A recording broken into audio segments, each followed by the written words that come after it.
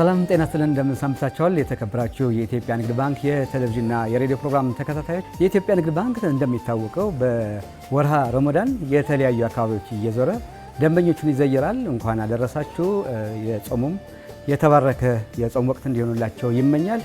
ያለው አጋርነትና ግንኙነታችንም ለማጠናከር በየአካባቢው እየዘየረ ይገኛል። ዛሬም ደሴ ተገኝተናል። በደሴ ከተማ ከ20 ዓመታት በላይ የቆዩ ደንበኛችን ናቸው። ከእሳቸው ጋር ቆይታ እናደርጋለን። በቤታቸውም ከሂደን ዘይረናቸዋል። እሳቸውም ደመቅ ባለ ሁኔታ እንግዶችን ተቀብለዋል። ከኢትዮጵያ ንግድ ባንክ የተለያዩ የስራ ኃላፊዎችም እዚህ ከኛ ጋር ይገኛሉ። ደንበኛችን በእንደዚህ አይነት ሁኔታ ስለተቀበሉን ከልብ እናመሰግናለን። እኔን ማክብራችሁ ስለመጣችሁ በጣም አመሰግናለሁ። መጀመሪያ ለመተዋወቅ ያህል ሙሉ ስሞትን ያስተዋውቁንና ከኢትዮጵያ ንግድ ባንክ ደግሞ መቼ በምን ሁኔታ ተዋውቁ የሚለውን እስኪ እናንሳ። ስሜ በሽር ጥላሁን ዩሱፍ እባላለሁኝ። ብዙ በደሴ ከተማ ከ35 ዓመት በላይ ነዋሪ ነኝ። ለረጅም ጊዜ የኢትዮጵያ ንግድ ባንክ ደንበኛ ነኝ።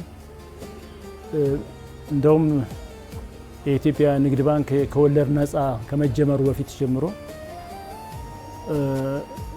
20 ዓመት ተባለ እንጂ ከዛ በላይ ወደ 30 ዓመት በተጠጋ ሁኔታ የዚህ ንግድ ባንክ ቋሚ ደንበኛ ነኝ።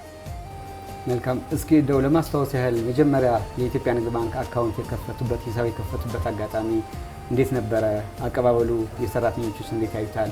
መጀመሪያ በእርግጥ ኢትዮጵያ ንግድ ባንክ እኔ ሂሳብ በምከፍትበት ጊዜ ብቸኛ ነበር ማለት ይቻላል። ምክንያቱም ሌሎች አጋር ባንኮች ስለሌሉ ወይም የግል ሁኔታዎችም ስለሌሉ ያን ጊዜ በጥሩ ሁኔታ የተቀበለብኝ ሁኔታ ነው ያለው።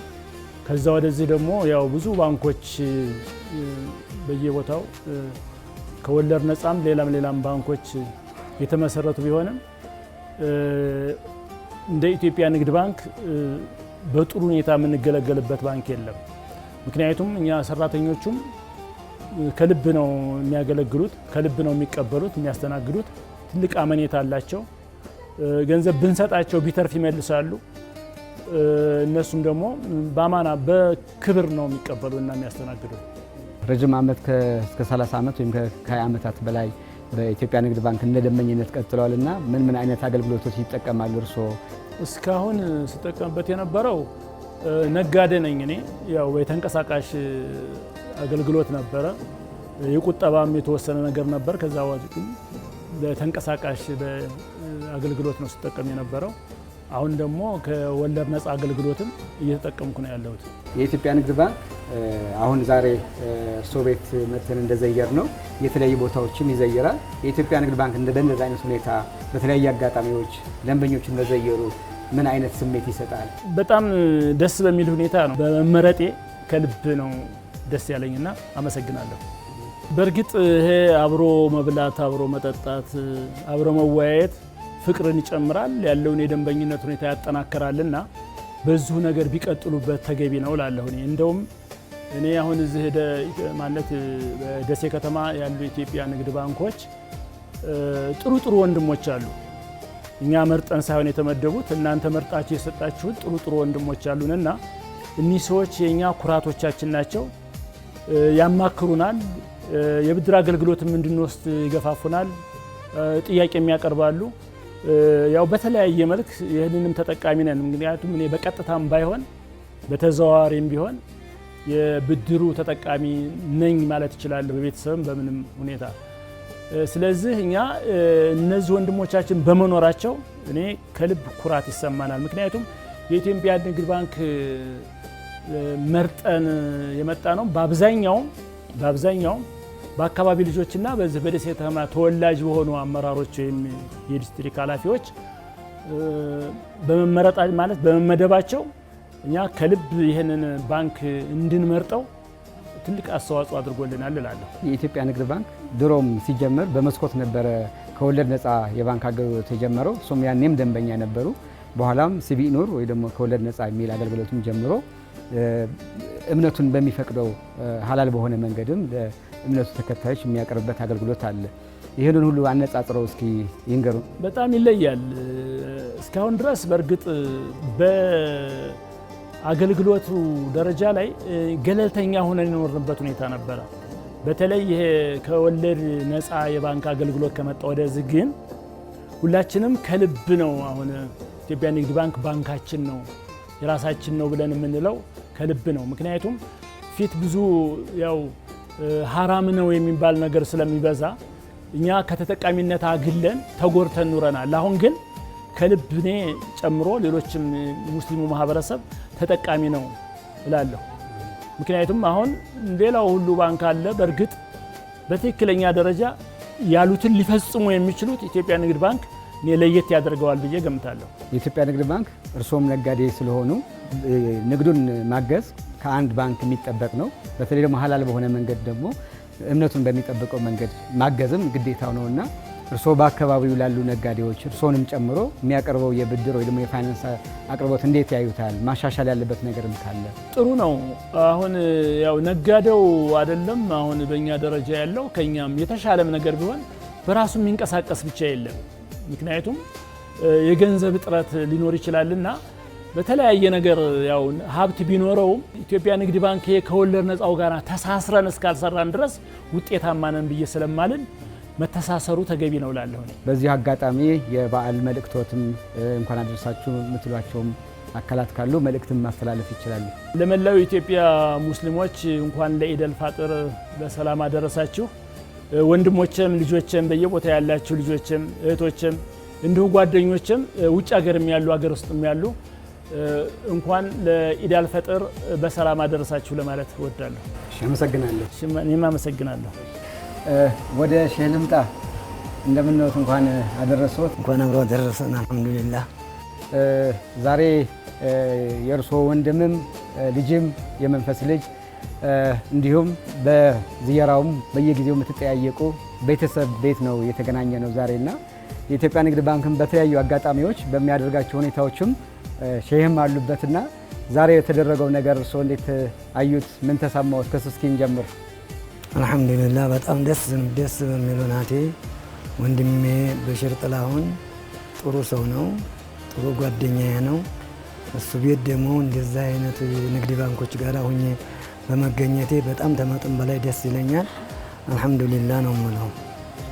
የኢትዮጵያ ንግድ ባንክ ሐላል በሆነ መንገድ አገልግሎት ሲሰጥ የሃይማኖት አባቶች አስተዋጽኦ ግዴታ ነው። እናንተም ከባንኩ ጋር ያላችሁ ግንኙነት አጠናክራችሁ ለመሄድ በእናንተ በሃይማኖት አባቶች በኩል ያለው ዝግጁነት ምን ይመስላል? በንግድ ባንክ በኩል አማካሪም ነበርኩ። እንዲያውም እኔ አማካሪ ነበርኩ። ተኛም የምንፈልገውን አማክረናል። ከእነሱም ሊያደርጉ የሚገባውን እንዲያደርጉ ነግረናል። እነሱም ለእኛ ነግረውናል እና በአማካሪነት ሰርቻለሁ። ትልቅ አስተዋጽኦ አድርገናል። አሁንም ወደፊት እናደርጋለን። እነሱም ጋር እየተመካከርን ባለፈው ሰርተናል። በደሴ አካባቢም ሌሎች አካባቢዎች ያሉ የሙስሊም ማህበረሰብ ባንኩ ሐላል በሆነ መንገድ በሚያቀርባቸው እምነቱን መሰረት ያደረጉ የባንክ አገልግሎቶች እንዲጠቀም እንደ አባት የሚያስተላልፉት መልእክት ካለ?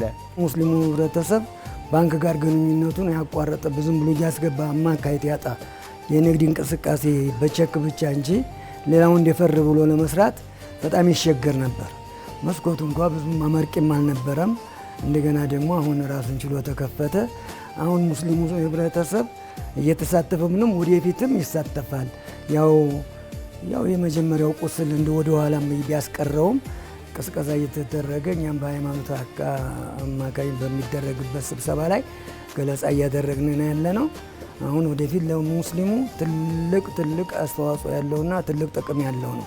ምክንያቱም ወለድን አስቀርቶለታል። አሁን መሳተፍ ይችላል፣ መስራት ይችላል። ከስራ ወደ ኋላ ቀርቶ ነበር። ወደፊት ግን ገፍቶ መስራት ይችላል። ጥሩ። አሁንም የእናንተም እንዲህ ከህዝቡ ጋር መገናኘቱ ደግሞ የበለጠ ኩራትና ደስታ እየተሰማው ሊሳተፍ ይችላል። የተከበራችሁ ተመልካቾች አሁንም ከእንግዳችን ጋር የምናደርገው ቆይታ እንደቀጠለ ነው። እዚህም ከኢትዮጵያ ንግድ ባንክ የመጡ እንግዶችና የስራ ኃላፊዎችም አሉ። በተለይ ደግሞ አጠገቤ አቶ ሰይድ ይገኛሉ። የኢትዮጵያ ንግድ ባንክ በደሴ ዲስትሪክት ዋና ኃላፊ ናቸው። ከደንበኛችን ጋርም በቅርብ የሚተዋወቁ ናቸውና ደንበኛችን ምን አይነት ደንበኛ ናቸው፣ ምን አይነት አገልግሎት ይጠቀማሉ፣ ከእናንተ ጋር ያላቸው ግንኙነት ምን ይመስላል የሚለው ደግሞ እሳቸው ሀሳብ ይሰጡናል። እሺ፣ አመሰግናለሁ። አቶ በሽር ጥላሁን እንግዲህ እኛ ጋር በአይጠይፍ ቅርንጫፍ ለረጅም ጊዜ ፕሪሚየም ከስተመር ናቸው።